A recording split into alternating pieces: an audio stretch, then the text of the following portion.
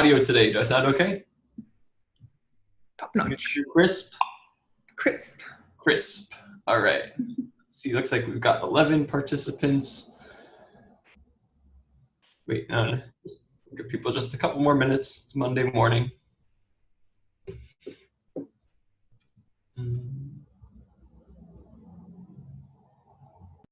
You know, the funny thing is, I can't do this background like this in my computer. You what? Like the background that I have right now. Yeah. Like this without the green screen. I can't do it in my computer, but I can do it in my iPad. Huh. That's weird. Maybe, it's probably the iPad camera is better than your computer camera. Yeah. Whatever. But I have it. Cool. All right, so let's get started. We got a lot to cover today. What's really exciting about today is for today's assignment, you're going to be working on the projects that you selected for Build Week, which I know a lot of people have been itching to do.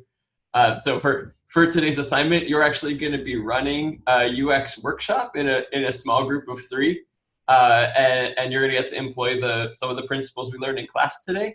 So I'm really trying to work backwards in today's lecture and make sure that you have everything you need in order to run that workshop and feel like an expert going into today's assignment.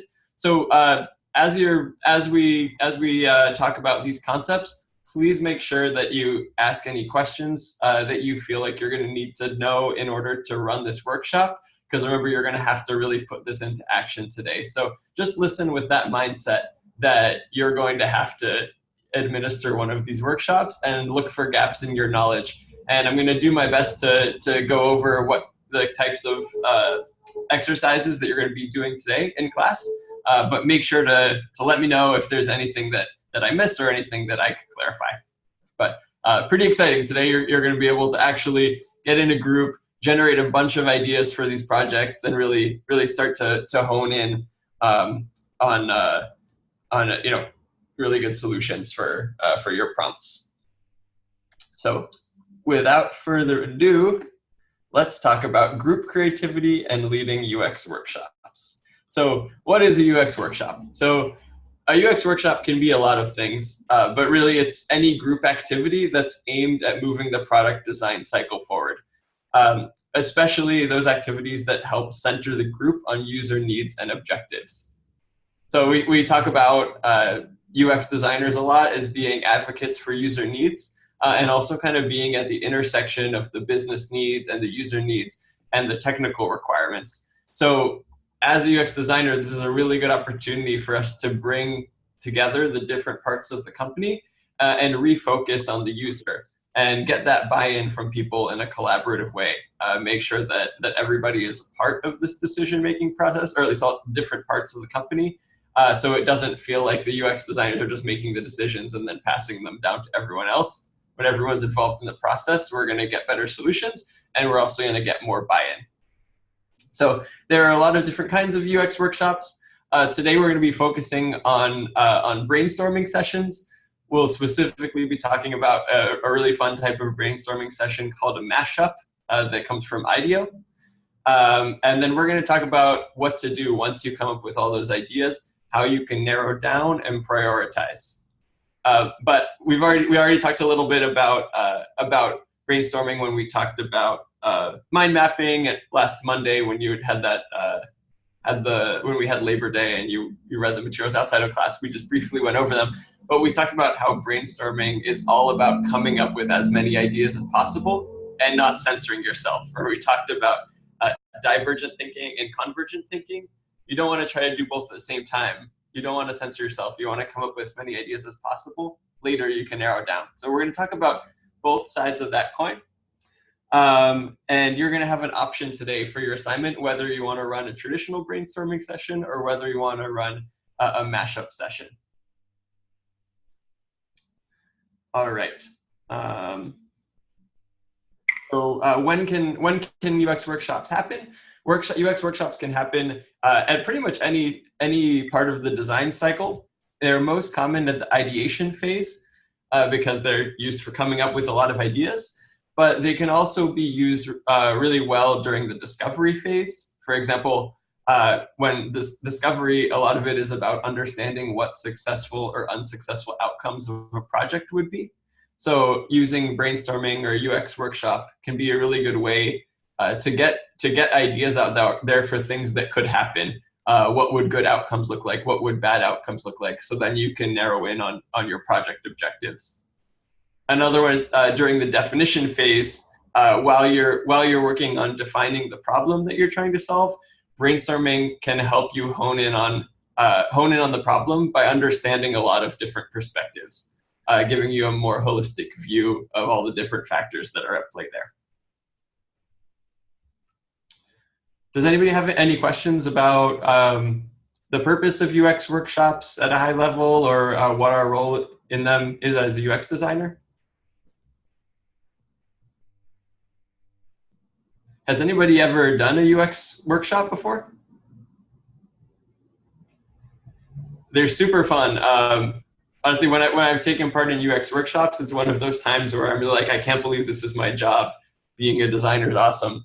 I did one at my previous company, Mira. It was actually on a company offsite that we did. So we had everybody there. Like we had the CEO there, we had the engineers, we had the salespeople.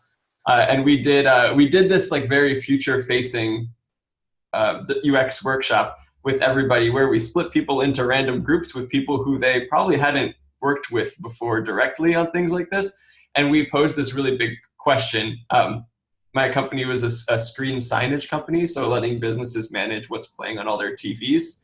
And we wanted to figure out how we could integrate more deeply into specifically restaurants and hospitality.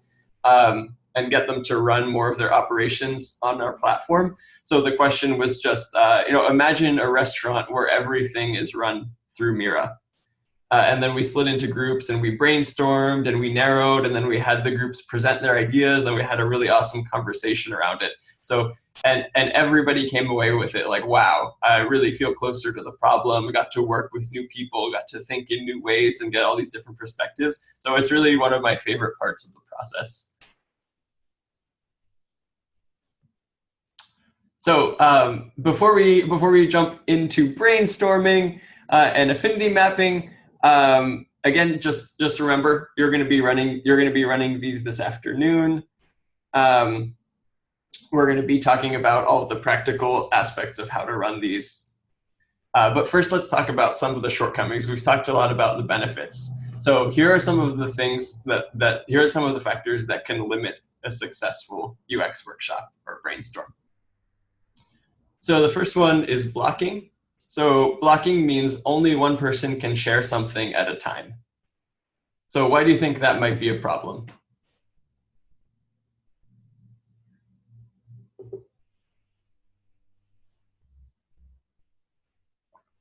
If only one person can speak at a time, how does that limit us? It just kind of sounds too structured for the objective of brainstorming. Yeah, it definitely adds a level of structure because you can't have completely free-flowing ideas if only one person can talk at the same time.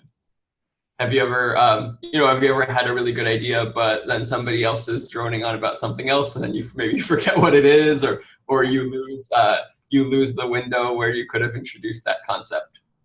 So there are different ways that we can get around this, like maybe encouraging people to write down all their ideas first, but blocking is one limiting factor.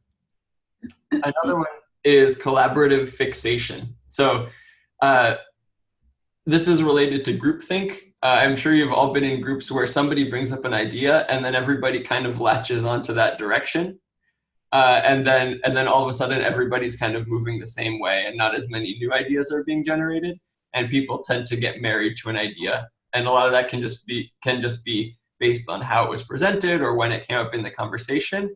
But if everybody ends up collaboratively fixing in one direction, then you're not generating as many alternatives, which is the purpose of brainstorming. And then another one is social matching. So participants tend to match their production to the rate of the group average. So what that means is low performing groups can bring down high performers. So if someone's full of ideas and super creative, but nobody else is talking, then they're going to feel discouraged, and they're going to sort of lower their performance to the performance of the group. But and the opposite is also true, though, fortunately, which is that if you're in a high-performing groups, it stimulates even the people who would be lower performers to catch up and to come up with more ideas. So the kind of social pressure can be either a positive or a negative thing, depending on the makeup of the group. All right. Let's meet Alex Osborne. So this is Alex Osborne. Alex Osborne was a pretty cool guy. He was an ad executive, and he was a pioneer of creative thinking philosophy. So he started in the ad world and was really interested in how people produce creative ideas, and was really interested in the philosophy and the processes behind how we can do that better.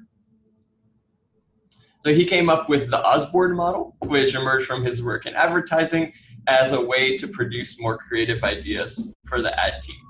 So he was aiming for what he called ideative efficacy, which was indicated by 3 factors. The first one is reduced social inhibitions. So if you don't feel comfortable with the people in your group, you're not as likely to come up with or to feel comfortable presenting your ideas. Another one is increased idea generation. So if you're coming up with a lot of ideas, then it's an indicator that you have ideative efficacy. And then the other one is just the increased overall creativity of the group. So if idea generation is the volume of ideas, the overall creativity of the group is the number of new or interesting concepts that are coming out of those ideas. And so these are the indicators that you're having an efficient ideation session. Here are the guidelines that you can follow in order to facilitate that. So this is what Osborne recommends when you're running a brainstorm. So the first is go for quantity. So try to get people to come up with more ideas rather than quality. And the interesting thing is that as quantity improves, quality also improves, because you're more likely to come up with a good idea if you have more ideas. And then you also have synergy between the ideas, because people's ideas can build off of each other, and you end up with new ones that you wouldn't have come up with separately. And in order to facilitate a large quantity of ideas, you want to withhold criticism. You don't want to have people blocking each other from exploring new directions. Because remember, we talked about how even if an idea itself isn't good, it can move the discussion in a direction that might lead to a really good idea. Another one is welcome wild ideas. And we're going to talk about some good exercises for coming up with really wild ideas. Pairing the concept you're working on with things that are completely unrelated is what Mashups is all about. And a lot of the time, coming up with something really out there gets you thinking in new directions and coming up with possible good solutions. And then combine and improve ideas. So I mentioned the synergy between ideas. One of the main benefits of working in a group is that you have not just each individual's ideas, but you have the power of collaboration, which leads to new ones that are combinations or hybrids of different individuals' ideas.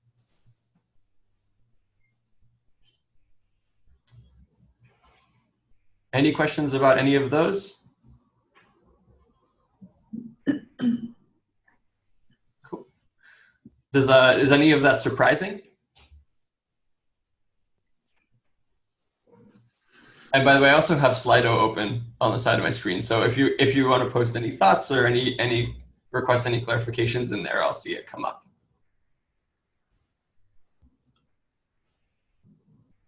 All right, so let's put this into action. So here is a question: how might we design a smart space shoe? And a good brainstorm challenge often starts with the words "how might we." So how might we design a smart space shoe? We don't know what a smart space shoe is. I can't tell you. That's the point of this exercise. So what I'd like everyone to do is take 5 minutes, and I'll start a timer, and just write down some attributes that you would imagine a smart space shoe might have. And what I would challenge you to do is start forming this vision of what a smart space shoe would be, write down some different ideas, and then try thinking of a different smart space shoe. Don't get fixated on just one. Think about what would make a good one. All right, ready to do that? And after this, we're just going to go around and share some of the attributes that we came up with for smart space shoe. And I'm going to do this as well.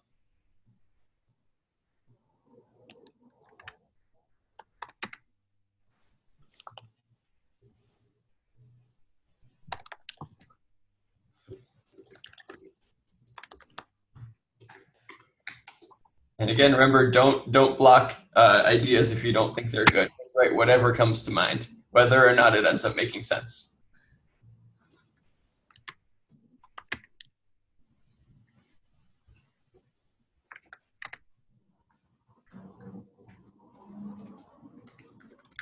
A good rule is the no delete rule. Even if you have typos, you can fix them later.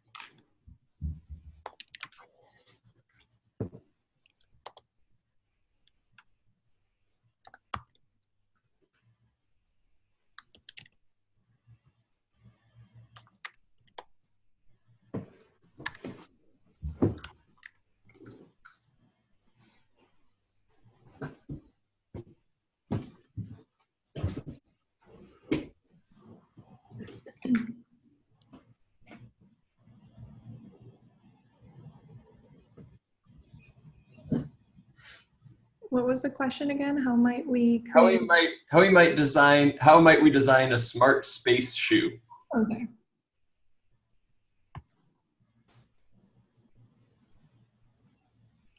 But are we giving like feature ideas or how to actually make it? Yeah, just generally attributes. So like what features or attributes would make a good smart space shoe? Got it. Mhm.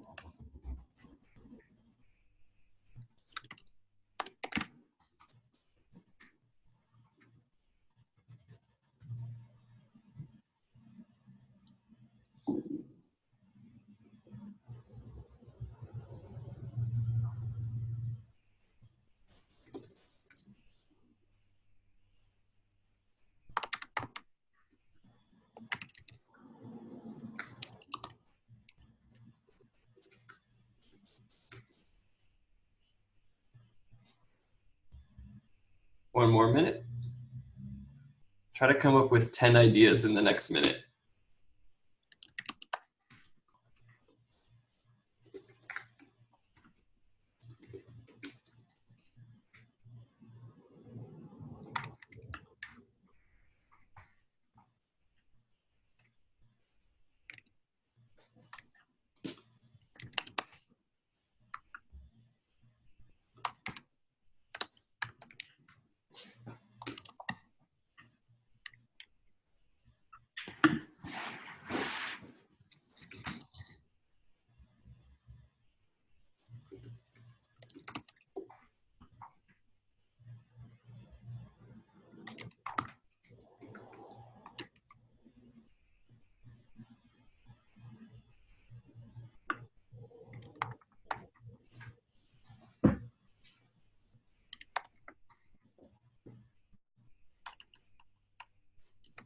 All right, time is up. I don't know why it's not beeping.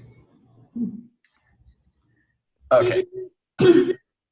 Thank you, Ivan. You're our designated beeper. All right, so now let's share some ideas. But before we do that, and I want to see if we can do a lightning round, get a couple from everyone. What would be really fun would be to, why don't you highlight your 3 ideas that you think are the best or the most relevant, and then highlight one idea that was just crazy or ridiculous. So let's take a second to do that, and maybe mark. I don't know, maybe mark the good ideas with a plus and the crazy idea with an X or something like that.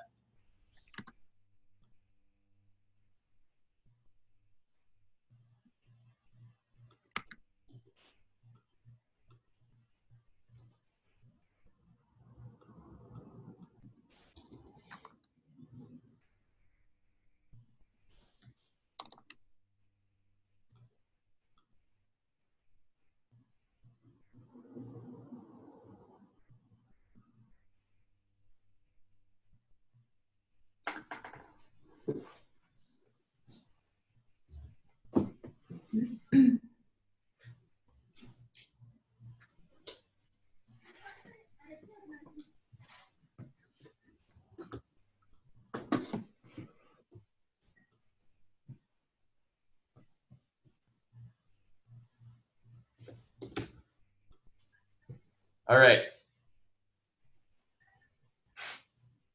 Give everyone just a few more seconds. And then we're literally just going to go through the list of people and have everyone tell us what they came up with.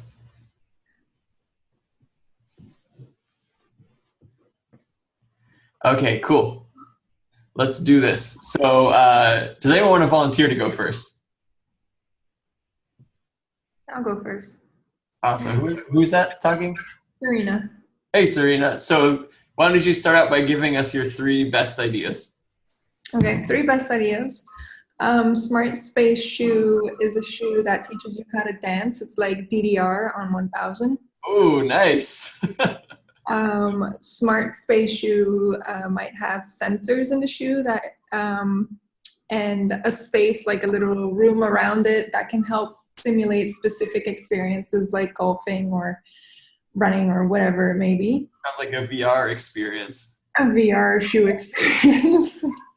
And Smart Space Shoe can adjust to your environment. So you can have the same shoe for hiking, or regular walking, or playing sports, etc. Awesome. And what was your crazy idea? Because those were all very normal. Smart Space Shoe can be your wingman or wingwoman. Nice. Which like connects you to new potential friends, maybe. Awesome. I like that you really didn't limit your thinking there. All right. Who wants to go next? I can go. All right. What you got, Ivan? Okay, so for my 3 good ones would be custom fitting. So big feet, small feet, all fits. All of them. Automagnetic adapters. So if you're like in a station or whatever, it sticks. Terrain sensing, so pretty similar to yours. So if you're in sand, if you're in gravel, if you're in anything, it will adapt to it. And then for the crazy idea was an easy moonwalk feature. Easy moonwalk. Ooh, that's awesome. That's great. Okay, cool. Let's keep going. Who's next? I'll go. Christina, after you. Go right ahead. I don't know how I can beat the moonwalk feature, but I'll try, I guess. So my 3 were heat resistant and insulated for the cold. Very practical. Be able to switch between the 2. I also had the same idea with the changing the tread or the arch depending on your terrain. Ooh, so like, yeah. Maybe if you're mountain climbing, you might want a more comfortable shoe. 3 for 3. Yeah, right? Yeah. See, maybe this is a good idea. Right. And then like for the other one, I put I always lose my shoes because I have kids. So, For so space parents. right. So like I said, you can ping your shoes so that you can't find them. That's If you great. can't find them. Yeah. And so my one crazy idea is like after pinging them, if you still can't find them, there's a button that you can press and they just come running up to you. Like, here I am. That's perfect. All right, thank you, Christina. Who's Yeah. next? Okay, I'll go now. So for the 3, I have, like, if you're actually in space, auto docking to your ship or space station in case of an emergency. So if, like, it senses that you're unconscious or something or in danger, it just goes back, takes you back. Then it also has atmospheric resistance, so it can adapt to any atmosphere. And built-in propulsion, so that you can, fly wherever you need to go. Yeah. For my crazy one is if you're actually in space and in your suit and everything, there would be a reservoir for human waste in the soul. Wow. So you can see, just Yeah. It's like a dreamer shoe. That's great. I like how we give our 3 good ideas, and then the crazy one. It's like as if the first 3 were very ordinary. Oh, it docks to the spaceship. All right. Who's up next? I can go next. All right.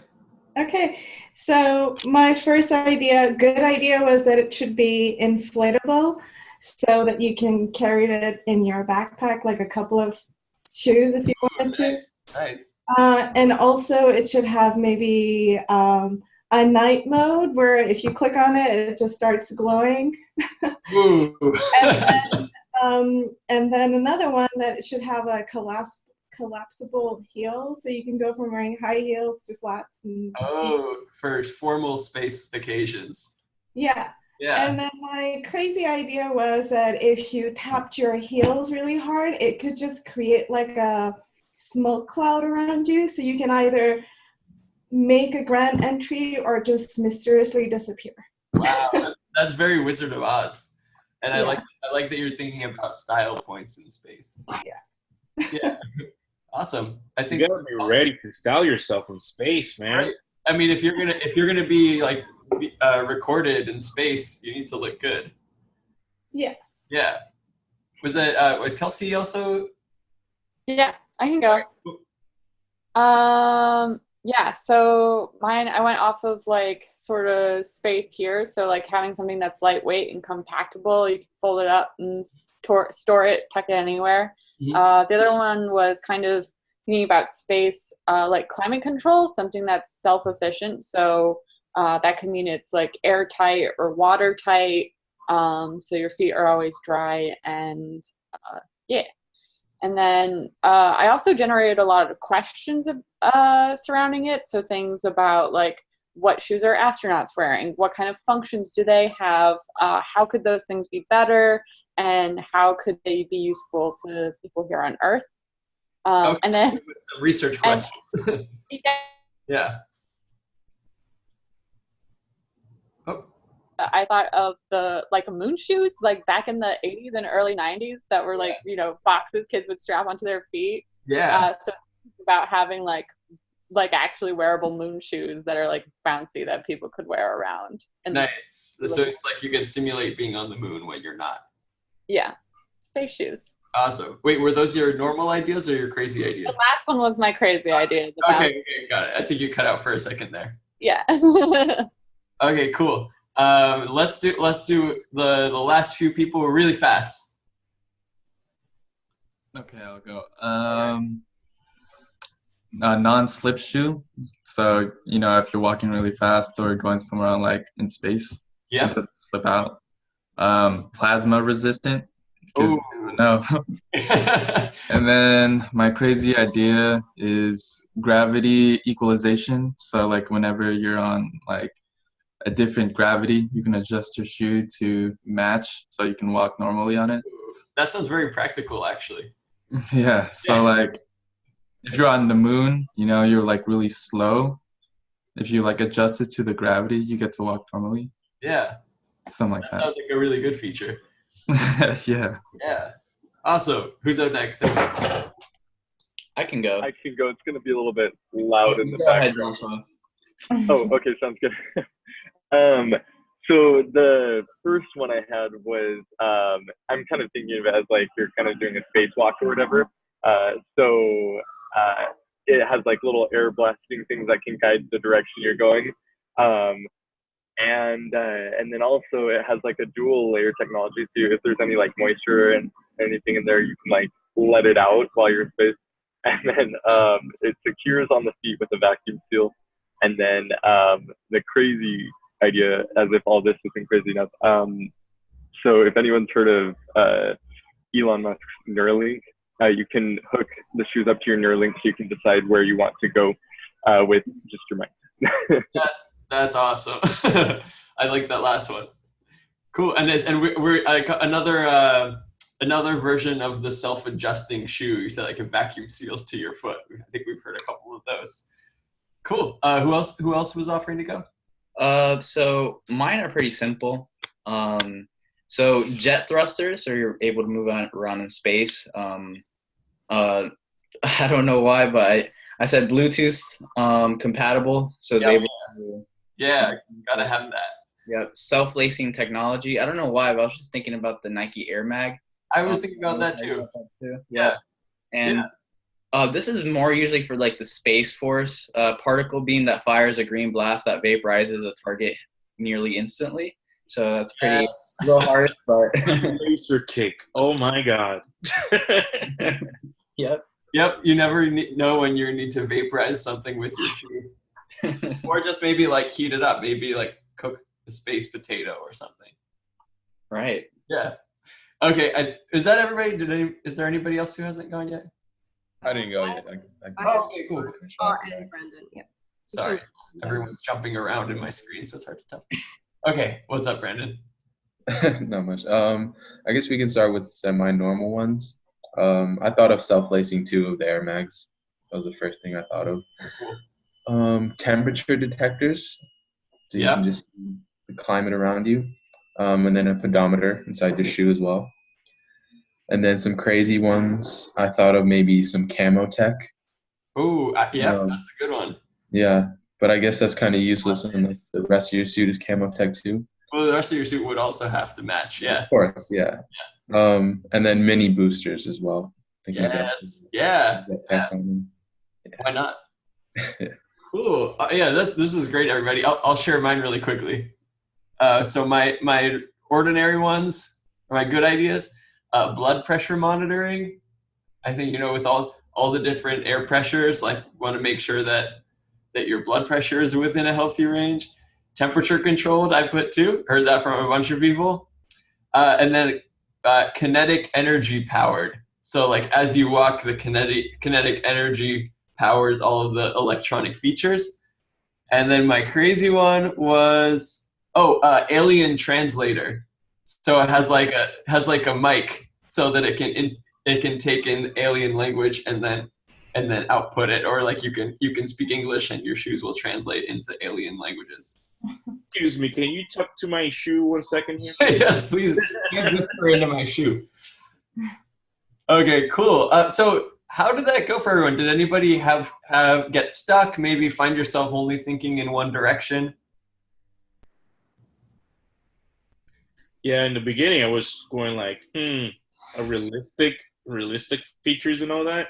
Yeah. But then we're like, you know what? Let's go. Yeah. Some of mine didn't make any sense. I put cleats.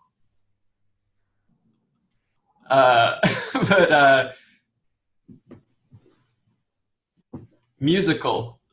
Like, so just put whatever. Because from musical, next I went to speakers, and then speakers actually could be useful. And I think that's how I got to my alien translator. Did anyone come up with anything that made like no sense, but maybe it brought you in a good direction? Well, my original, how I translated space shoe was probably space saving in your closet, not necessarily out of space. So I wasn't thinking along those lines. I was thinking more how you could save space in your closet. So therefore they were inflatable and whatnot, is because I wasn't thinking outer space. So I think some of the ideas that you came up with would also be good to use as a mashup with the outer space shoe, which leads us perfectly to our next slide, which is mashups. Okay. So this was the best picture of a space shoe that I could find. And so a mashup is a brainstorm exercise that IDEO created, and it's specifically for helping you think out of the box and get out of a rut in terms of the way you're thinking. And I'm going to open up this link here. Oh, it was already open. But mashups are a way to get you thinking in different directions. And the way it works is you start out by framing your how might we problem. So for ours, it was how might we design a space shoe? Then you want to pick two broad, unrelated categories. So the categories are unrelated to each other, but one of them should be related to your product. For example, if we were doing space shoes, maybe the related category would be astronaut suits, and then the unrelated category could be iPhones. So you pick one related, one unrelated, and then you use that unrelated category then you generate ideas one category at a time. So first you come up with a bunch of ideas that are related to astronaut suits. And then you come up with a bunch of ideas that are related to iPhones. And then you try different combinations of items from the two lists and try to relate them to your product to see what new ideas you come up with. So Nebbia was thinking about space-saving shoes. We were thinking about other people were thinking about outer space shoes. Those are ideas of two unrelated concepts, but then we can take some of the ideas that Nebbia came up with and some of the ideas that other people came up with and see what we can do with different combinations of those as a way of coming up with completely new ideas. So I don't know if you've ever heard of the game. I think it's called Blank for Blank. Like, do you ever hear people describe startups as like, oh, it's like Uber for cats, or it's like Airbnb for storage? There's this game called Blank for Blank where you draw two random categories. You draw one that's like one that's a company or service, and another that's some other random thing, and then you have to pitch whatever that product is to the other people in your group. That sounds fun. Yeah, it's a really fun exercise. I recommend checking out Blank for Blank. I think that's what it's called, but I actually have a friend who was involved in creating that. But it's it's a similar kind of thing, just a way of like forcing yourself to imagine new combinations and new possibilities that are often 90% of the time going to be completely ridiculous, but sometimes can lead you in a good direction. And when it comes to just generating as many ideas as possible without thinking about quality, without doing quality control, these are really good exercises to do that. So for today's assignment, when you're working in your group of 3, you're going to have an option of either running a traditional brainstorm, like the one that we just did, which is just kind of like a free-flowing brain dump together, and then consolidating the ideas. Or you can do a mashup if you want to choose a concept that's related to your project as well as an unrelated concept.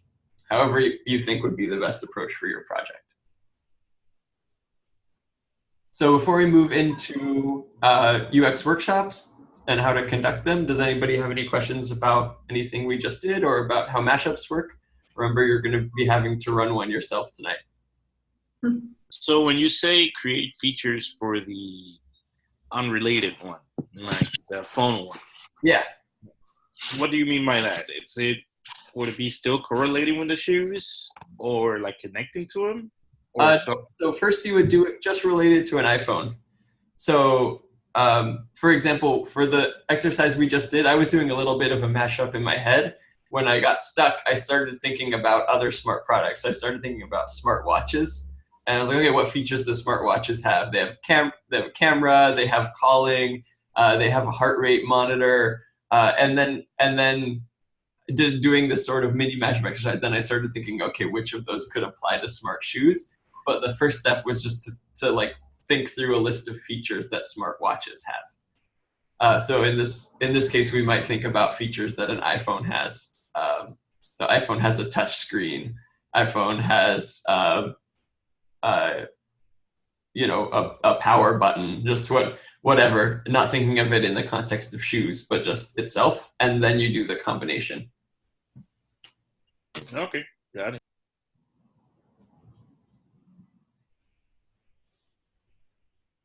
Any other questions about the difference between a mashup and just a generic brainstorm?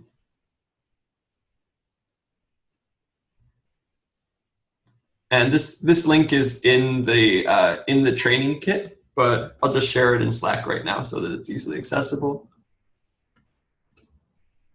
That's how to conduct a mashup. All right.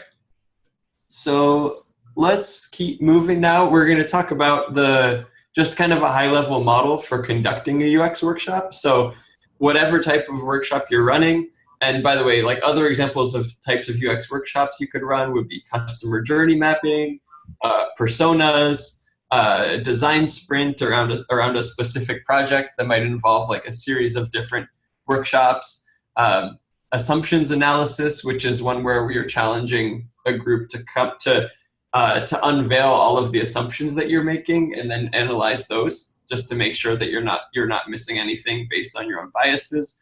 There are all kinds of UX workshops, but for whatever kind of workshop you're running, the Nielsen-Norman group recommends a 3-step model for facilitating it.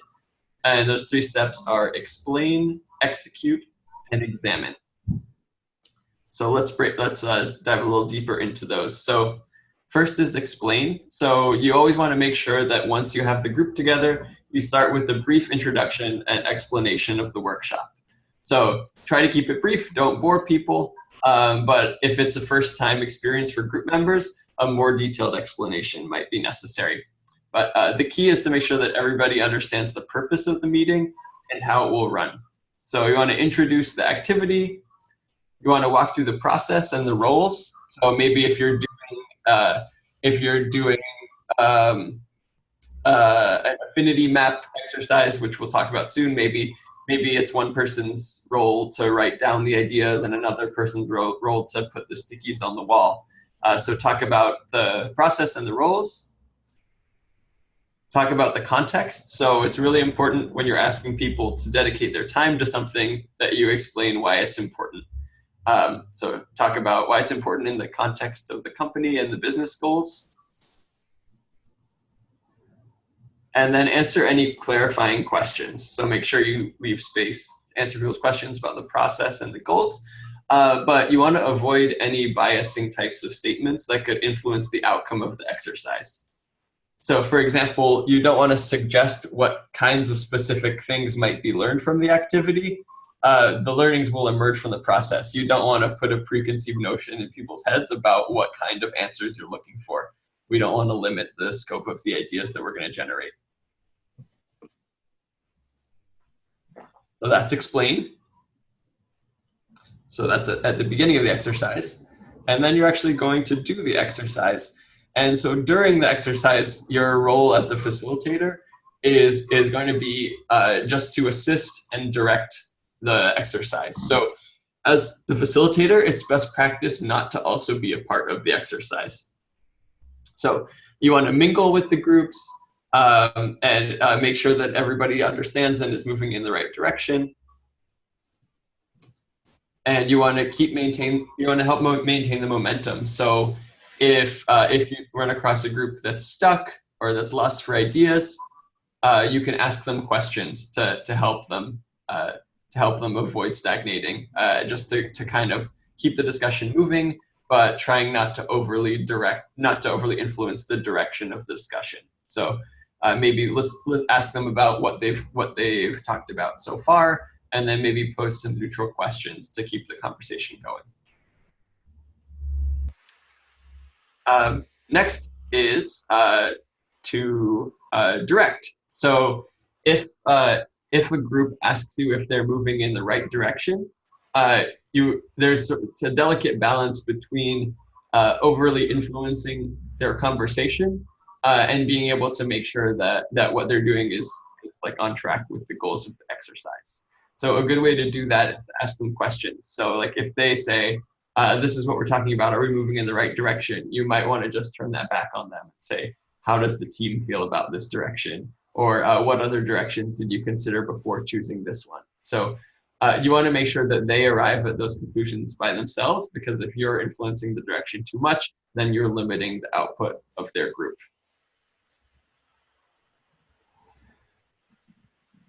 And then just keeping on schedule. So as the facilitator, you're the timekeeper. So you want to make sure that people are staying on track and announce times, like let them know when it's the halfway mark, when it's the 5-minute mark, and then a 1-minute final heads up. So making sure that you're respecting everybody's time and keeping the exercise moving efficiently. So far we've done explain, execute, and then after the exercise is done, then you want to examine. So examine, I mentioned that exercise I did with my old team, Mira, present. So you want to have the groups present the outcomes that they've come up with. It's a good idea to follow a predetermined order and time for each presentation. So maybe rather than asking people to speak up when they feel like it, maybe you come up with an order beforehand. And one reason for that is because a lot of the time the loudest voices will speak first, and you don't always want those to influence the conversation. So after they present, you want to ask questions to facilitate discussion and have other groups give their input into each presentation. And then another big one is don't fear silence. So we typically don't like awkward silences, or we don't like silences in the conversation because we perceive them as awkward. But you'll notice a lot of the time, unless you pause and wait, you don't always allow everybody to formulate their thoughts and speak up. So you'll notice a lot of the time in class, I might ask a question and I might pause a little bit longer. It might seem a little bit awkward, but that's because a lot of the time, if you wait, then new voices will speak up, just because some people take a little longer to formulate their thoughts or want to hear other people speak first. So it's actually encouraged to allow for silences, because then you end up getting more perspectives. Next is to reflect. So you want to synthesize what you learned from the activity by asking participants questions like, what did you get out of it? Where and how did you get stuck? What did you do to get unstuck? Was it fun, hard, frustrating? What were your main takeaways? And just encourage the participants to describe the exercise from their point of view. So if there were multiple roles in the activity, you can ask participants to explain what happened from the viewpoint of each different role. And then last is to connect the output of the activity to what was previously learned and to what you're going to do next. So we talked about the context and framing why it's important. Once you've generated all this good content, you want to loop back and connect it to the context. Why are we doing this, and what are we doing next? So I know that was pretty dense. Does anybody have any questions about that process? Could you explain the first step a little bit more again? The explain step? Yes, please. Yeah, absolutely. So the explain step is basically just once you get everybody together in a room, it's explaining why you're there and what you're going to be doing, and then giving them the opportunity to ask any questions to make sure that they're clear on that. So when you do this in your groups, that'll probably consist of rebriefing them on what your company is doing, as well as the problem that you want them to help solve. So we were doing space shoes. So if we were a shoe company, that would be how might we design a space shoe? And then maybe I would talk a little bit about why we're designing a space shoe. Like, we're trying to move into these space markets.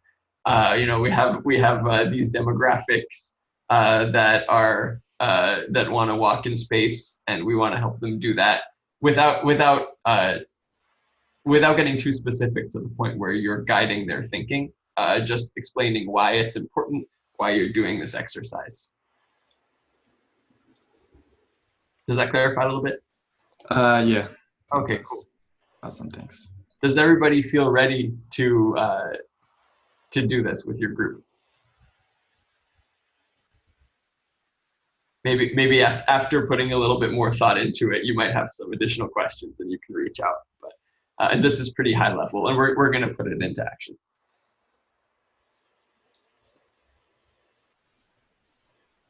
And these are all highly dependent on the type of UX workshop that you're running, pretty high level.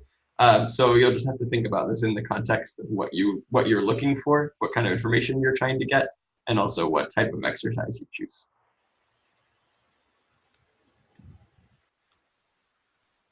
So before we look at a brainstorm example, this is actually a good breaking point. So let's take a 5-minute break, and I will rejoin you shortly.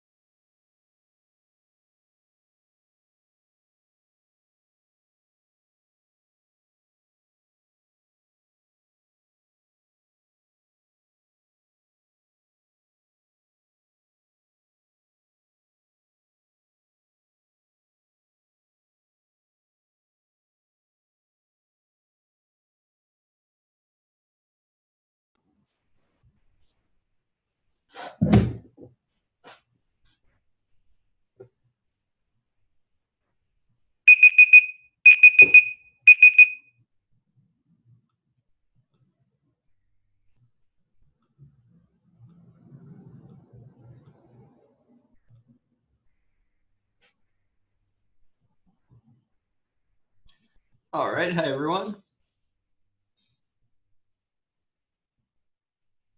Let's jump back in. All right, so now that we've done some brainstorming, let's take a look at the results of a brainstorming example that somebody else came up with about the space shoe. So the question was, what would a smart space shoe look like? As the participants, rules being all ideas are encouraged and the more the better. So just taking a quick look at these ideas, just because we're going to be referencing them again. Here are some of the ideas that the group came up with. Performs at 0G, super lightweight, 3D printed, conducts electricity, can adapt to weather types, electrical sensors to detect moisture. So a lot of these sound familiar with what we came up with. But the next question is, then once we've come up with ideas, how do we narrow them down and organize them? So I don't know if any of you are familiar with the concept of affinity mapping. Maybe you read about it in the pre-class materials. But affinity mapping is a way to organize and prioritize the ideas that we've come up with. And it's a little bit like the card sorting that we did last week when we talked about information architecture. And basically, it's a way of categorizing related concepts and then grouping related concepts and then coming up with categories for them. And then within those categories, you can prioritize. So one way to do this is using sticky notes. So make sure that you have a nice open wall or pieces of paper or a whiteboard that you can use. And just have everybody start grabbing sticky notes. It's a collaborative activity, so everybody does it together. Just walk around with the sticky notes and group them in ways that make sense. And you can group and you can regroup. And basically, you're just looking to cluster similar ideas. And then so once everybody feels good about the groups that the cards are in, then you can assign categories to them. Sort of like card sorting, which had the open or closed card sorts. Sometimes you can start with some rough categories that you know or that you believe will emerge. Other times you group the cards and then you can assign categories.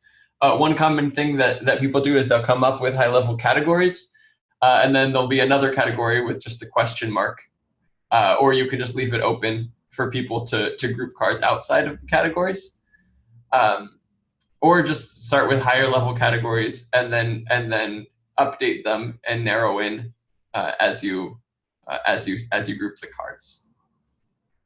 So for in-person infinity diagramming, you want to use, like I said, a wall or a whiteboard that you can stick sticky notes to. But for remote affinity diagramming or affinity mapping, the two are interchangeable. You can use an online collaborative tool like Milanote, Lucidchart, InVision Freehand, or even just a Google Doc moving text around together. But it just needs to be a platform where you can collaborate in real time. I know Ashes has a really good example of one called Miro that I think she introduced to her group, and we'll be sharing that too as an option to use for today's assignment. And once you have all of the cards grouped, then you can start prioritizing them. And one way to prioritize the cards is dot voting. So dot voting can take different forms, but essentially what it is allowing people to vote on which options they think are most important or which ideas they think are the best. If you're doing usability testing and you come up with potential usability issues, it could be voting on which issues are the most severe. But it's just sort of like a democratic way of prioritizing issues. And one way that it's often done is you give people 3 dot stickers and allow them to put those on their 3 top ideas, or even to put all 3 on one idea if they really think it's that important. And then after that, basically what you can do is just count up how many dots are on each idea and prioritize them based on that. And there are slightly more complex systems, like you can give people different colored dots that have different point values, like first, second, third place. And then some of them have more weight than others. Or you can give red and green dots, red being a plus or for you like it, or sorry, green being a plus if you like it, red being a minus if you don't like it. So you can add and subtract to get the total. So there are all kinds of different systems of specific ways to execute dot voting. But overall, it's just a way of prioritizing democratically the ideas that you've come up with. So if you're doing this physically in person, you can use stickers. If you're doing it digitally, I'll show you a way to do that. One option is, for example, if you're using something like Trello or Milanote, you can add emojis. You can comment. You can upvote or downvote on some platforms. There are different ways to do it digitally, but the basic mechanic is the same. Does anyone have any questions on affinity mapping or dot voting?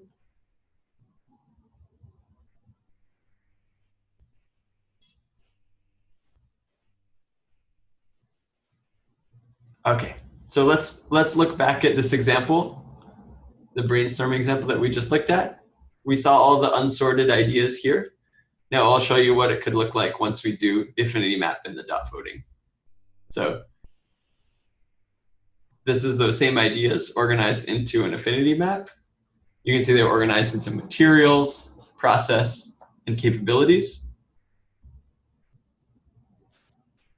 And so this would be done collaboratively as a group with everybody moving around the cards together and communicating about why they think they should be grouped. And then you'll notice these emoji. So I believe the system here was 1, 2, 3, thumbs up being 1, peace sign being 2, hands up being 3 for first, second, and third place. Those can be weighted. And then you would just count them up based on whatever point system you've created, and then prioritize accordingly. And these don't actually seem to be prioritized yet based on that. But it's up to you what kind of system you want to create. If you want to keep it simple, just give everybody 3 of the same emoji that they can drop into one anywhere from 1 to 3 cards based on what they think is most important. So this is done in Milanote, and this will be one of the options for today's assignment.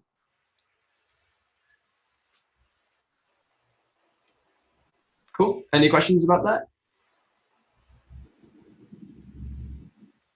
And for our next project, I'll show you how to create one of these. All right. So for our guided project, we're going to be using the example of Flutter, the social messaging app, which hopefully everybody is familiar with at this point. So what I want to do first is I want to source some ideas around our problem. And our problem is going to be this. Make this a heading. And the problem is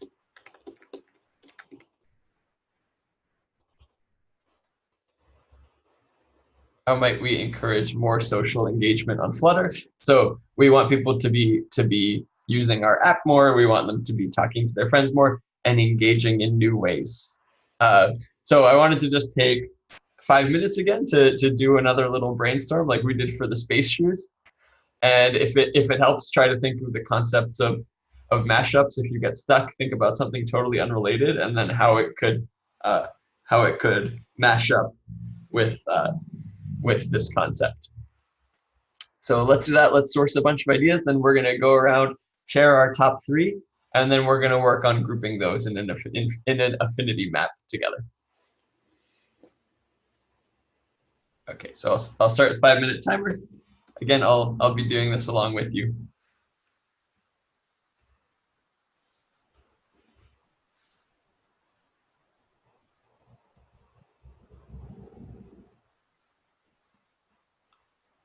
And I'll just leave the question up there for a couple minutes.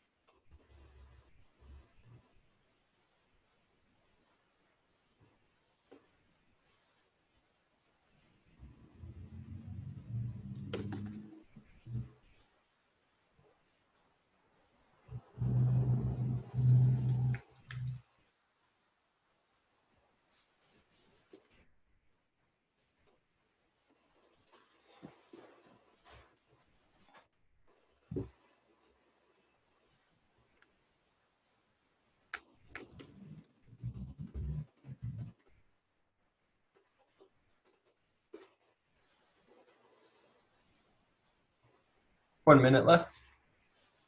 Again, try to get 10 more.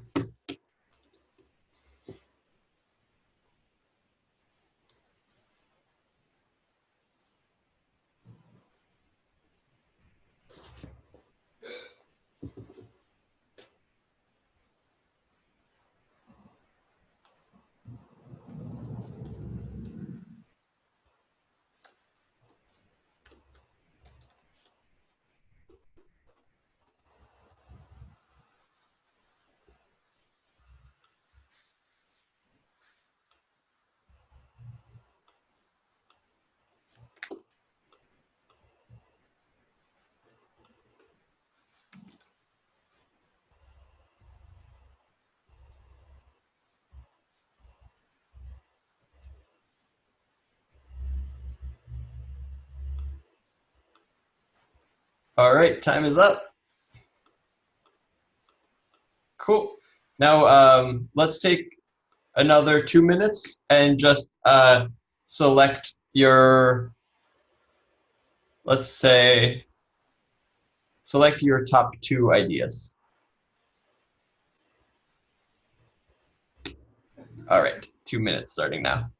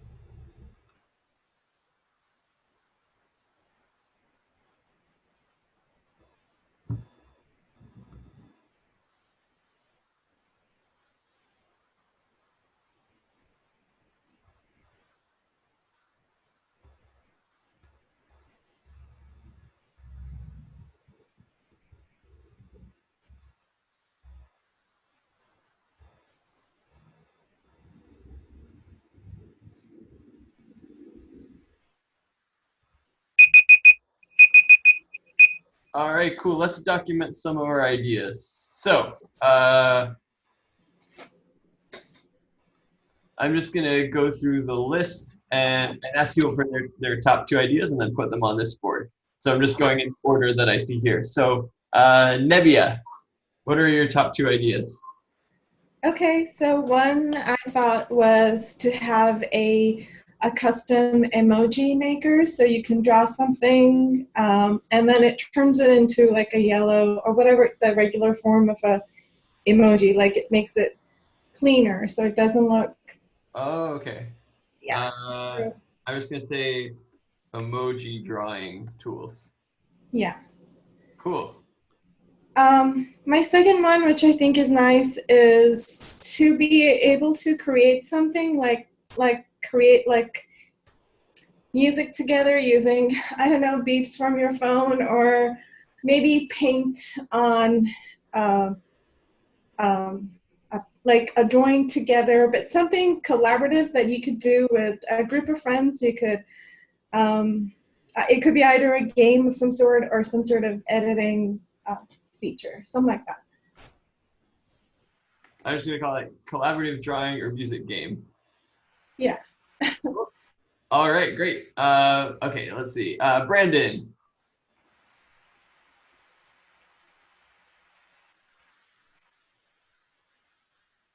Let's see. Yeah.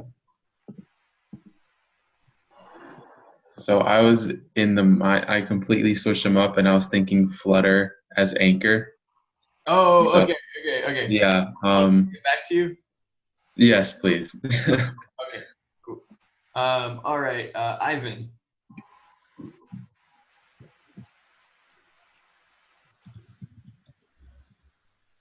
There we go. I'm unmuted now. So I have a collaborative video watching, so you can watch the same video with friends at the same time. Maybe work it out with music too, and parental control, because you know kids nowadays have their phones from 8. And so That's a way. you think that would encourage? Oh, no, actually, you know, we're brainstorming. Okay, cool. Got it. I was about to ask if you thought that would encourage more social engagement or less, but then we're brainstorming, so we don't want to narrow our ideas yet.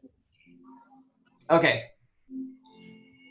Let's see. Next, Joshua. Yeah. So one idea I had was allowing people to like really intimately customize their notifications. So that way they're not annoyed by them and don't want to be like turned away from the app. Yeah. And another thought I had was like one thing I love about the Apple Watch is a silly gimmick, but it's kind of fun how you can send your heartbeat. So just kind of like interesting ways of responding to messages. Just so like maybe similar to Navia, like to custom emojis or just creative reactions to messages, I guess.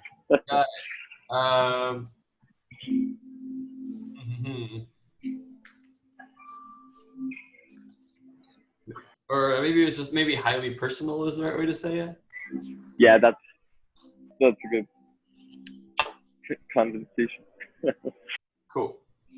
All right, JP, what do you have for us? I had like where users like a bunch of interests, and then like have a social feed, but with an emphasis on messaging.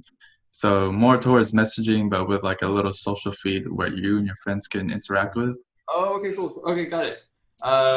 So shared social feed. Got it.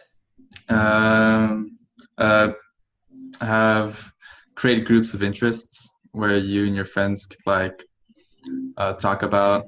Yeah. Like that. Cool.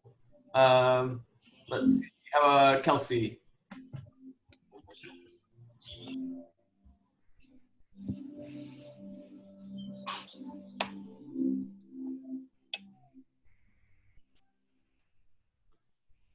Do we have Kelsey? I was muted. Oh, yeah. So I started with like kind of a word association and got like thinking about like air travel and stuff.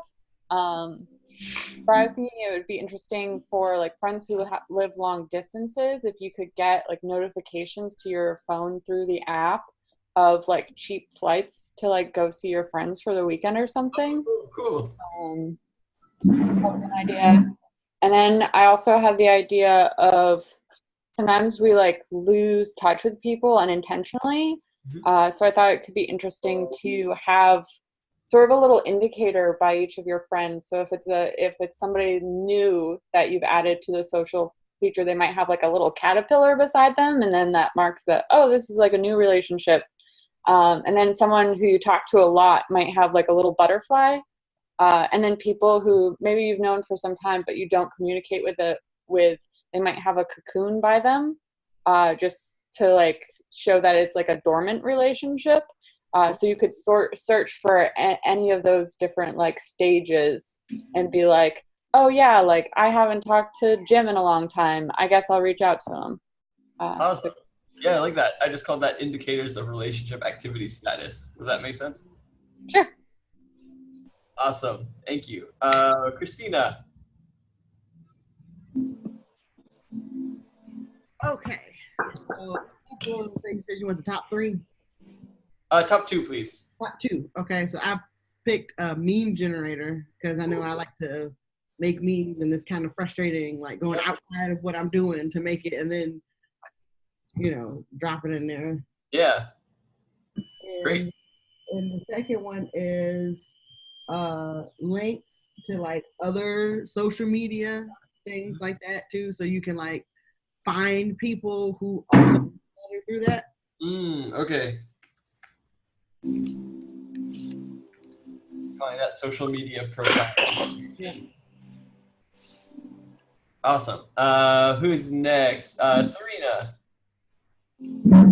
I've got allow select contacts to see your location when you're in close proximity to try and encourage meeting physically.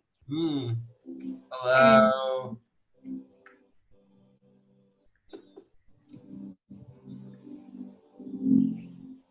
Got it. Cool. And then I had something kind of similar to Kelsey's, where you send coupons to specific contacts for you to be able to join each other for drinks or dinner, or flight tickets. So it doesn't have to be close to each other. Encourage. Cool. And you know what? This is getting to be a pretty good list. So let's just do 2 more people. And I apologize if we didn't get to you this round. I'm just gonna go back to my list. Miguel. I came up with a micro amount betting platform, so people can bet on any topics like they want, like who's going to be the next president, sports, anything. And I did micro amounts because so people cannot get too carried away. It's just solely based on fun. Cool. Yep. Awesome. And did you have one more? So I did have one more, but it was very similar to Serena's, that allow certain contacts to view your location through close proximity. It was actually the same one. Okay, cool. Well, it's good to know that came up twice. So that can actually come out in our voting if you want to prioritize that too. Yeah. Okay, cool. And then let's get our last 2 from Nora.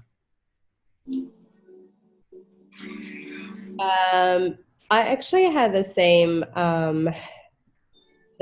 thing. So it's the meetings, arranging for meetings, and I thought of like avatars as well, but that's kind of similar to emojis, I guess. Oh, I think that we could do avatar separately because the emoji was about, I think, drawing. Okay. I think avatar would be more about like creating one for yourself. Yeah. Cool. All right. Yeah. Well, this is a really good group. Did anybody have any interesting processes on this one?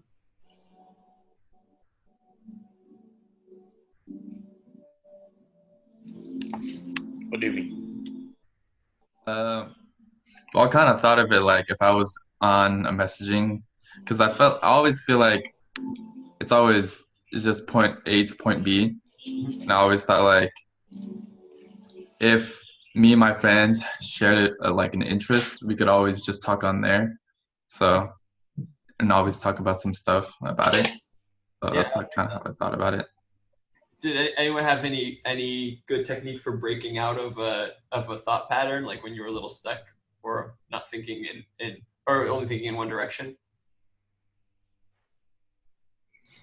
I noticed that I am stuck in one direction, but oddly enough, they're kind of, they still branched out a bit, but most of it, all of it, is Flutter sending out notifications to the user of like, hey, you left this person hanging when they asked you, how are you doing? Or like, here's a new emoji that's out. It's like all like these push notifications. Yeah. Thing. Yes. So I'm stuck on that. Well, one thing I did, maybe this could help some of you, was I tried to bring in a little bit of the concept of a mashup and just stop and just think of a completely random concept and then see how it could relate. So, for example, I was kind of stuck. I was thinking a lot about like health challenges and just like kind of doing different challenges with your friends, and I couldn't get out of that rut. So I just thought of the word octopus. And then, like, okay, octopus, 8 legs. Maybe you get matched with 8 random friends who are online and you're given a discussion topic. And that was actually one of my favorite ideas. So just thinking up a random concept and then seeing where that takes you can be a really good exercise if you're really stuck. That's a good one. You should add that one into our. Okay, I'll put it in there. I think that could be a messaging app itself. Right. Yeah. And our friends in chat room. Okay, cool. So we're a little bit behind on time. So let's do a little bit of casual affinity mapping here. So normally what we would do is, and what you're going to do in your groups is you will invite your friends to join this. And the way you do that is by clicking this link, invite your team. The only issue is I can't share the edit link with everybody. If I share the link with everyone, it's view only. So what you'll want to do with your team, since you only have 2 or 3 people, is if you're using Mail-a-Note, invite someone to edit, and then you have to put in their specific email addresses. So that'll be more manageable when you're just with 2 people. But for now, let's just do this in a kind of verbal collaborative way. So let's just start grouping these in ways that we think make sense. So I just encourage everybody to speak up. Let me know which let's start with 2 things. What are 2 that we think are related in some way? I feel like the emoji and meme generator are kind of related. Yeah, okay. So let's put those together, and I'm just gonna start kind of organically moving these around. Emoji and meme generator. So okay, we don't have the collaborative ones. The collaborative ones? Yeah. Cool. So collaborative drawing, music, collaborative video watching. Just moving And this. the micro-betting platform, I feel, is also collaborative. Yeah, okay. Cool. Can the avatar go in the meme generator? Yeah, sure. So this is kind of like shaping up into some sort of art creation. Create groups around interest and the octopus one. Yeah. Okay, cool. So this is like group discussions, whether that's around a specific topic or not. Can we group cheap flights and coupons together? Cheap flights and coupons. Yep. Then you have your highly personalized reactions to messages. What was that? Oh, that's things like sending a heartbeat or sending some sort of personal emoji, just around kind of unique types of responses. I feel like the personalized reactions could go with the emojis and stuff. Yeah. But I also feel like it could go with the personalized notifications. Well, I think that might personalize. Yeah. So it uses the same word, but maybe they're different things, because personalized notifications is about you receiving content, whereas personalized reactions is about you sending content. True. Then you can have highly personalized notifications with indicators of relationship activity status. Okay. Okay. So that's about your relationships to people and how you want to be informed of them. That makes sense. Maybe parental controls can go there too. Oh, that's true. Yeah. Location can be with cheap flights. Location, that's true. Okay, because these all encourage meeting in person, right? Mm-hmm. Cool. And shared social feed could be maybe create groups around interest or something. Yep, that makes sense. And social media profile integration, what do you guys think? What does that mean again? It was providing links to people's other social media profiles. Oh, like Facebook and stuff. Maybe create groups. You could go with the interest one too. Yeah. Yeah, I guess it depends how we use it. So I think did both people just say create groups around interests? Yeah. Okay, cool. And that could facilitate that, right? Because we could bring in some of their interests from social media. All right, so it looks like we've got 4 groups here, and this exercise, like, we could have 100 cards and it could take 2 hours, and we could order them and reorder them. But see how it's really just the discussion, the way you do it. It's collaborative, and it's okay if people want to take post-it notes that other people put up and put them somewhere else. It's good to talk through why you're doing these things, and seeing these categories start to kind of emerge. So now what we can do is we can label these categories. And so I'm just going to use a note with a bold heading here. So emoji drawing tools, meme generator, avatars. So I'm just gonna loosely call this content creation. And you could also use the column for this, I think. Yeah, actually. I think the column would be better. Right, let's do that. Very good call. How do I delete this? You have to I usually, yeah, okay. Cool. So maybe I can just drop all these into a column. Wow. Cool. Woo!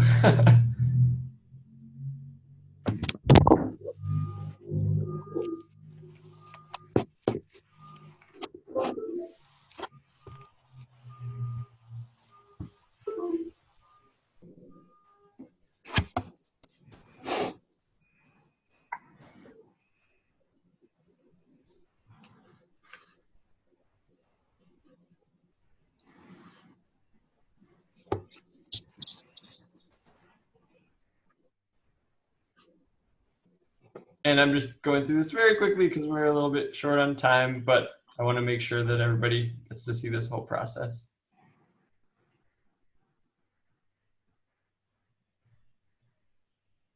Okay, so here we've got our nice columns. And we're going to call this content creation. We'll call this real life meetup. We'll call this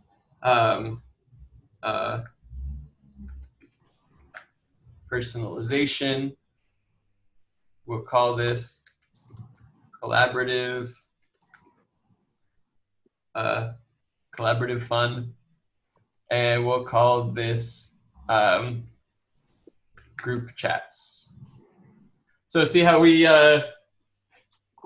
took all of these disparate ideas and we grouped them into things that made sense. And now what we could do is a dot voting exercise where people would could add their emoji to these, maybe give each person 3 emoji and let them add them to the cards, and then you can rank these based on that. And if everybody has been invited to edit this Mila note, then you'll be able to just add your emoji to these cards on your own. Any questions on that before we move on?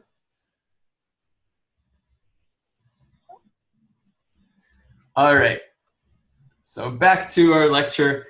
I got to scoop over a couple of these, and we're going to jump into our in-class challenge.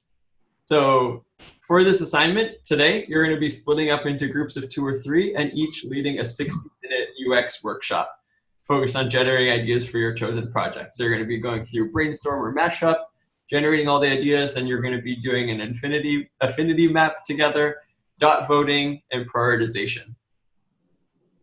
So for this in-class challenge, I'm going to give you 10 minutes to independently prepare for your workshop. So you want to think about your project.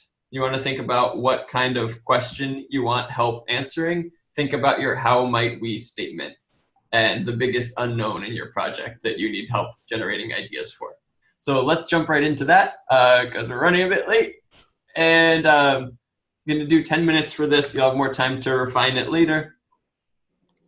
And I'll be here if anyone has any questions. Wait, what kind of project are we?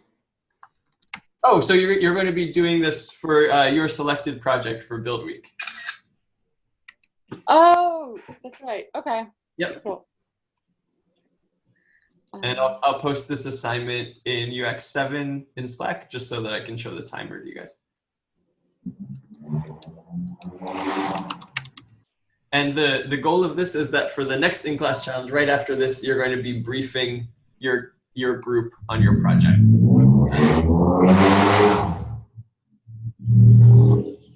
Oh, some noise is happening.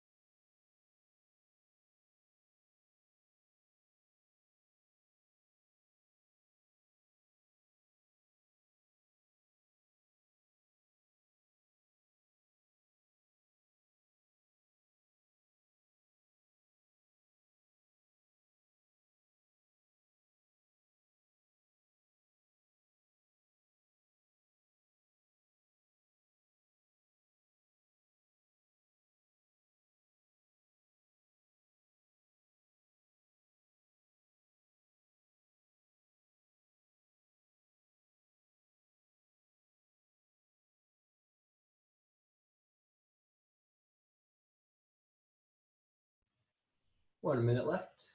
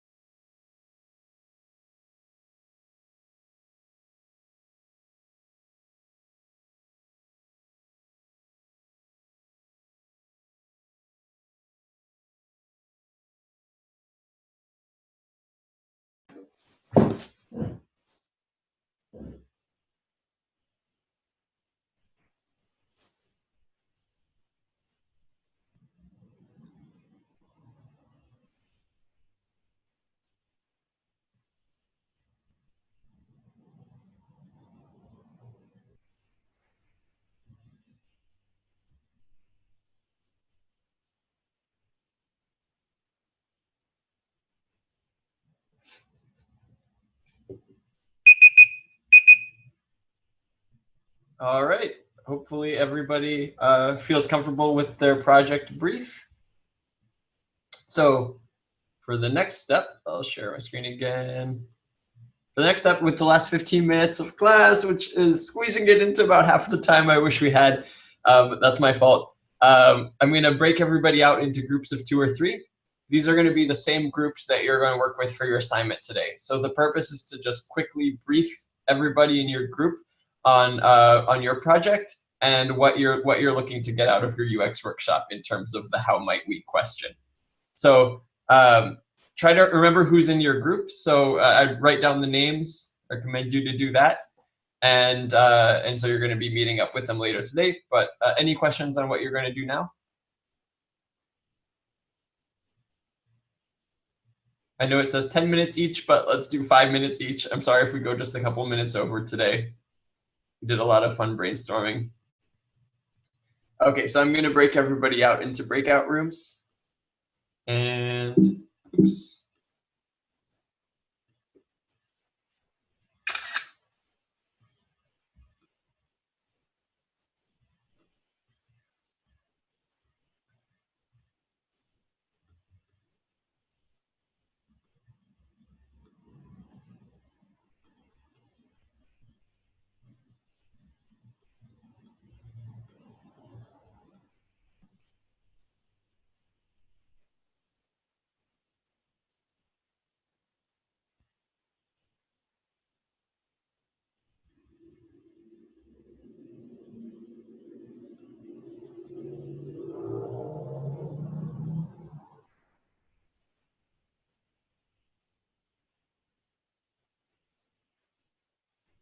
Okay, looks like we have 3 groups of 3 and 1 group of 2. And you should all get your invites to your breakout rooms now. Remember to write down who's in them, because we'll be meeting up later.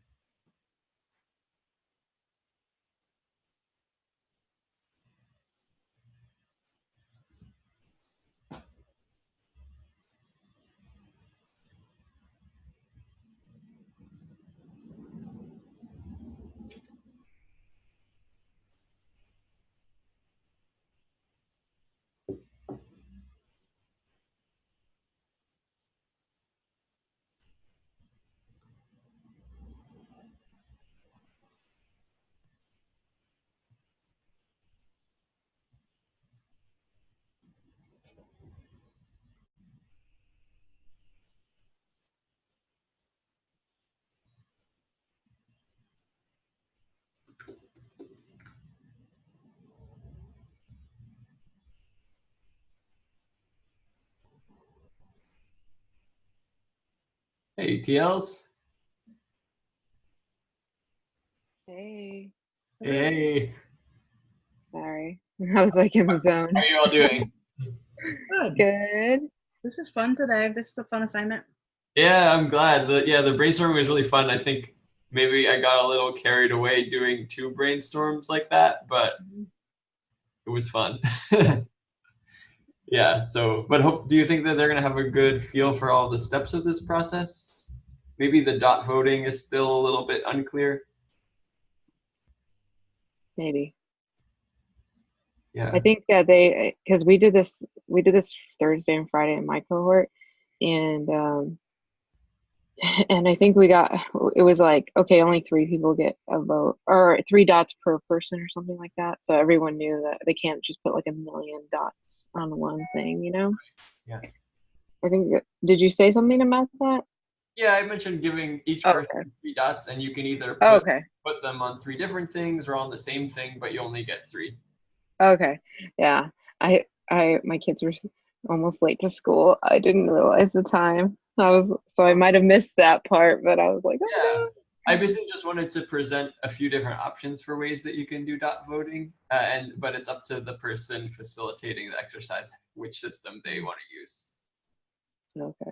But I'll tell them about like different platforms they can use for this, and we can recommend that they can try Miro too if they're interested. And if you want to post a link to it with a little snippet about what sets it apart from Milanote, then that could be good too. I did send the link to them. They're on it. I redid the whole thing. I set it up. I was kind of trying to mimic yours. Oh, cool. I was doing it while you guys were doing lecture. I was just like doing it all for you guys. I was like making a template.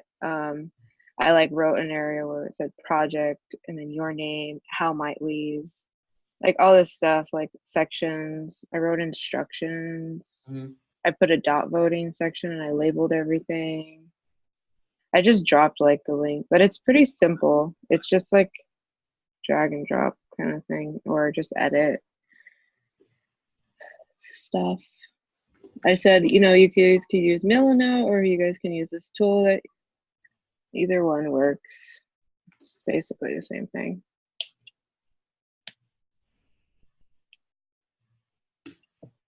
So yeah. But yeah, I was like trying to edit it while you guys were doing that. Like in case you guys wanted to use this or the other thing, at least it's already set up. Yeah. My teacher kind of gave it to us all set up already, so it was really nice. Okay. She had it all labeled for us, so we could just like grab our section and start working. So I was like, oh, I should do that. But that's the link that you posted. I think I gave it to you guys. I'll send it to you. Okay. Maybe I need to sign up. I see a link that's just telling me to sign up. Oh, it should just be like that's. I think that's a link to the board, right? Is that how it works, Gabe? Yeah. So it does require you to sign up, but then it takes you straight to the. Here, Kyla, I'll send you this. It's the one. Yeah, but yeah, it's so. I kind of just like put. I wrote instructions like you can change the titles of the stickies on the side.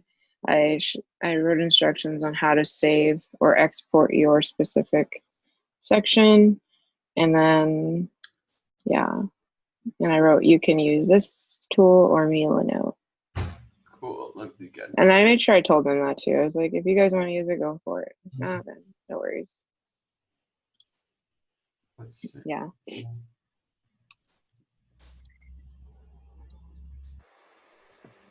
I should duplicate it so that I have it just for like another time in case I want to use it again. Espresso time. Cool, I'm in here. Nice. Little cup. Espresso. I just had some. I'm so tired. This is being a bit slow for me. Where's it?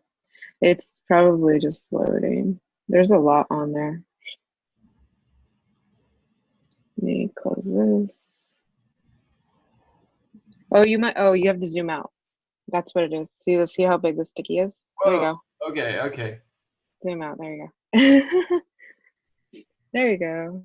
See all the people. Those are real-time movements. That's cool. It's still moving really slowly for me. I might supposed to be doing too many things on my computer.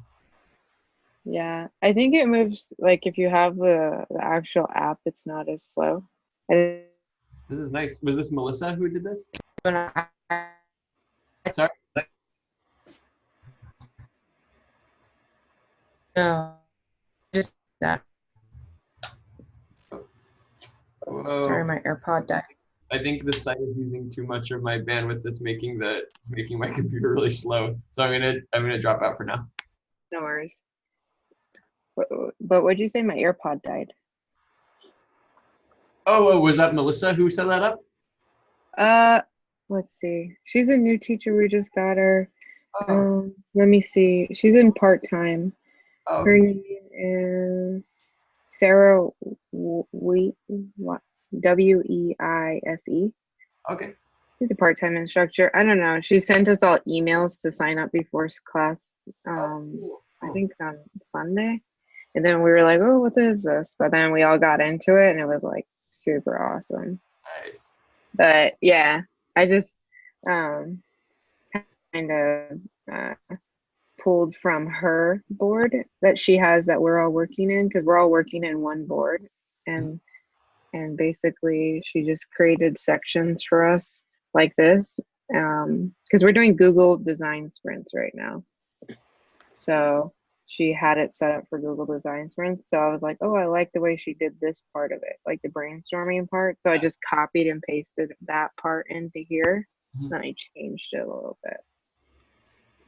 I just changed titles and then I put like a little bit of instructions. It's pretty easy though to catch on. Cool. Yeah, we can recommend our students try that too. Do you think they're going to feel prepared for today's assignment? And we can, I'll bring up the assignment here to see if you guys have any questions. They seem to do really well in your guided shoe one. Yeah, that was great. Yeah. And the affinity mapping went well too. We grouped them into categories that definitely made sense. Yeah. They seem to have a lot of fun. It's a fun exercise. Yeah, it's a fun cohort too. Very participant. Yeah. I was telling them that. I was like, I'm so proud. You guys are all sharing. Yeah. Yeah, they're doing great. Yeah, so they can do either brainstorm or mashup. I'm interested to see what people end up choosing. Okay, so then the submission is just like screenshots showing their work. They don't have to write anything or anything of that. What it looks like.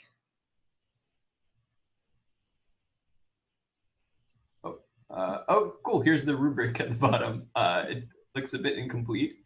Oh no, actually that's okay. I think student-led. Student submits documents showing evidence. Yeah, just submit a document showing screenshots. Okay. Yeah, because I think the exercise will probably take up their whole afternoon, so I don't know if they'll have time to blog about it or anything after. Awesome.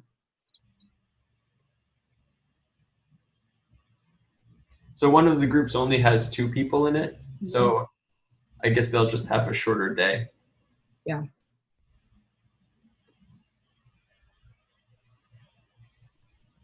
That's all right. Yeah. Was everybody present today? Yeah. Yes. Okay, so we have 11 total. Oh, okay. Cool. All right.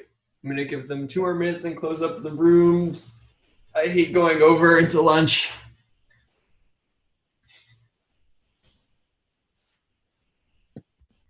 So the ideas that get voted the least, what happens to those ideas? Do they just get like stored for just in case you want to revisit them in the future, or you just like throw them away? It's good to keep them in some sort of backlog if they're at all relevant. Well, that's up to the person facilitating how they want to make use of the prioritized information.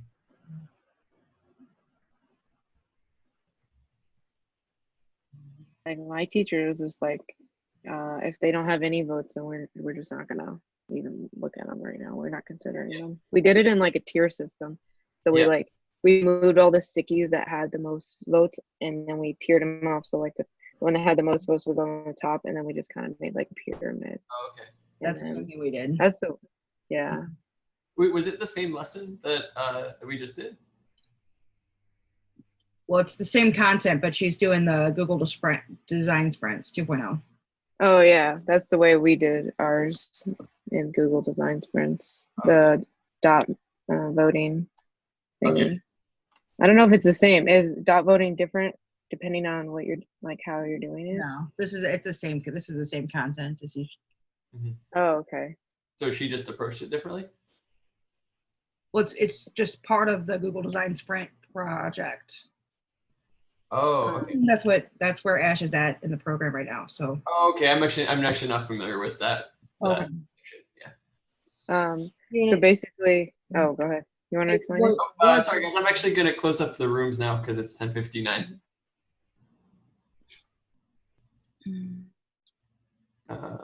But it looks like people still have 50 seconds. So sorry, continue. Oh, I was just saying that's. Oh, never mind. Hey guys. Hey, Ivan and Brandon. Sorry you guys got put in a group of 2. That's just how the numbers worked out. We have 3 groups of 3 and 1 of 2. So that means that you'll probably have a slightly shorter afternoon. You want to work on some UI challenges or something. Yeah. We'll find something. That's no problem. Yeah, I appreciate you guys bearing with us on that. Yeah, I was talking with Brandon, and since it's just us 2, both of us work on the Brainstorming mashup together. If you guys need like a third, I do volunteer just because I think it's kind of good. Let me know. But you're gonna be working in yours though. That's fine. I can give you guys 20 minutes. If the timing works out. Sure.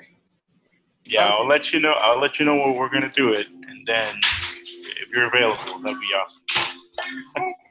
That's nice of you to offer, Nevia. If the schedule works out, that would be great. Yeah, because otherwise, then you're just getting one person's input. Maybe see if you have a friend who feels like joining.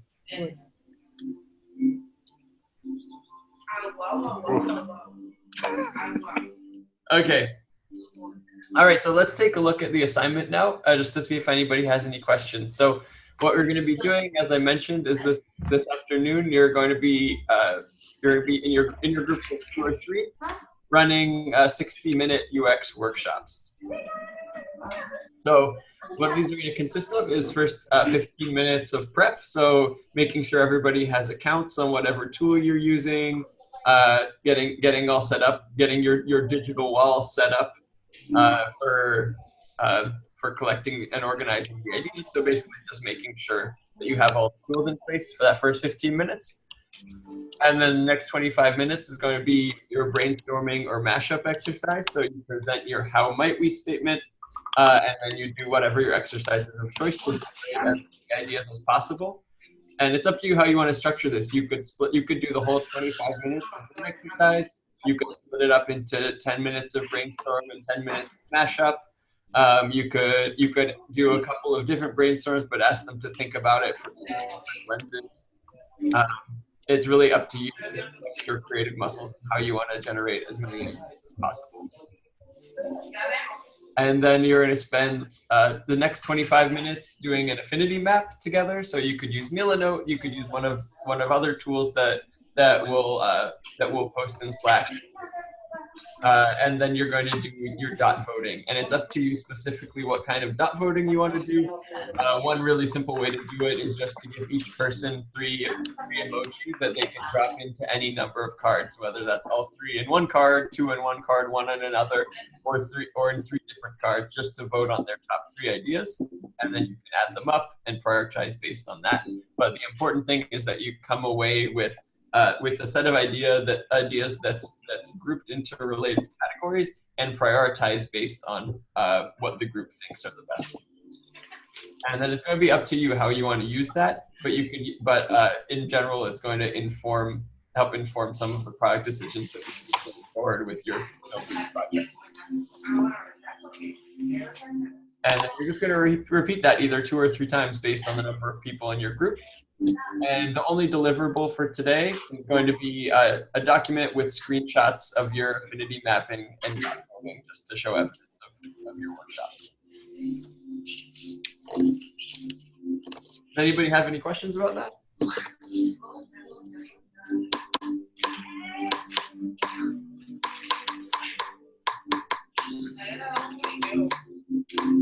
So recommended tools for this would be Milanote. Ashes is going to share a tool called Miro with us that she's used in her cohort, which is like a similar tool, which is like a flexible canvas that you can use for sticky notes. It's like it has more features that are specific to this kind of brainstorming and affinity mapping and dot voting. So that looks cool. You're welcome to check that out. Just make sure that everybody in your group is able to sign up for an account for whatever tool you're using. Basic functionality you need is just a canvas that you can drop cards into, and you can sort of collaborate in real time. I know when I did our affinity mapping, I was just asking for verbal input, but ideally you want everybody to be able to control the cards and move them themselves as if you were moving sticky notes together. And so you can do that in Milanote by inviting people to edit. So just use that first 15 minutes to make sure you're all set up there. All right, I don't want to eat too much into your lunch, pun intended. But I had a lot of fun brainstorming with everyone today, and sorry that we were a little bit crunched for time at the end. Had a little bit too much fun. But feel free to post any questions in Slack, and your TLs will be around to help facilitate throughout the day if any. And at that, I will see everyone tomorrow for ideation. Cool. Have fun. Thanks, everyone.